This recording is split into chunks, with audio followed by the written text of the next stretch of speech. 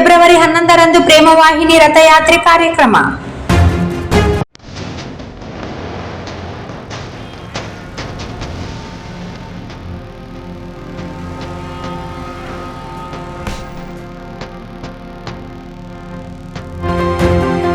ಶ್ರೀ ಸತ್ಯಸಾಯಿ ಸೇವಾ ಆರ್ಗನೈಸೇಷನ್ ಈಶಾನ್ಯ ಕರ್ನಾಟಕ ವತಿಯಿಂದ ಆಯೋಜಿಸಲಾದ ಪ್ರೇಮವಾಹಿನಿ ರಥಯಾತ್ರೆ ಫೆಬ್ರವರಿ 11ರಿಂದ 13ರವರೆಗೆ ರಾಯಚೂರು ಜಿಲ್ಲೆಯಲ್ಲಿ ನಡೆಯಲಿದೆ ಎಂದು ಸಂಘಟನೆಯ ಅಧ್ಯಕ್ಷರಾದ ಸುಬ್ರಹ್ಮಣ್ಯಂ ಅವರು ತಿಳಿಸಿದರು.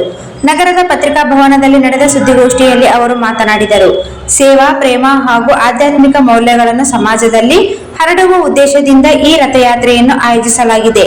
ವಿವಿಧ ಕಡೆಗಳಲ್ಲಿ ಭಜನೆ, ಸಾಂಸ್ಕೃತಿಕ ಕಾರ್ಯಕ್ರಮಗಳು ಮತ್ತು ಸಾರ್ವಜನಿಕರಿಗೆ ಸೇವಾ ಚಟುವಟಿಕೆಗಳನ್ನು ಹಮ್ಮಿಕೊಳ್ಳಲಾಗಿದೆ ಎಂದು ಹೇಳಿದರು.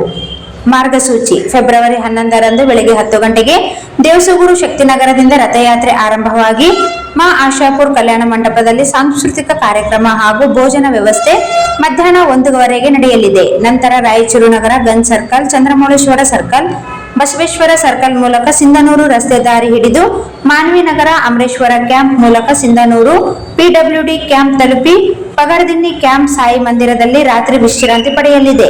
ಫೆಬ್ರವರಿ 12ರಂದು ಮಧ್ಯಾಹ್ನ 4 ಗಂಟೆಯಿಂದ ಪಗಡದಿನ್ನಿಯಿಂದ ಮಸ್ಕಿ ತಾಲೂಕಿನ ಮಲ್ಲಿಕಾರ್ಜುನ್ ಕ್ಯಾಂಪ್ ವರೆಗೆ ಸಂಚರಿಸಿ ವಾಪಸ್ ಪಗಡದಿನ್ನಿ ಸಮಿತಿಯಲ್ಲಿ ರಾತ್ರಿ ತಂಗಲಿದೆ.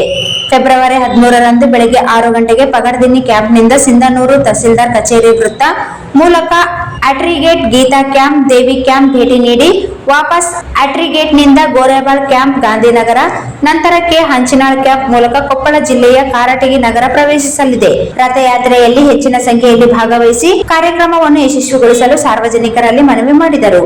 ಈ ಸಂದರ್ಭದಲ್ಲಿ ಬಸವರಾಜ್ ಸೇರಿದಂತೆ ಸಂಘಟನೆಯ ಪದಾಧಿಕಾರಿಗಳು ಉಪಸ್ಥಿತರಿದ್ದರು.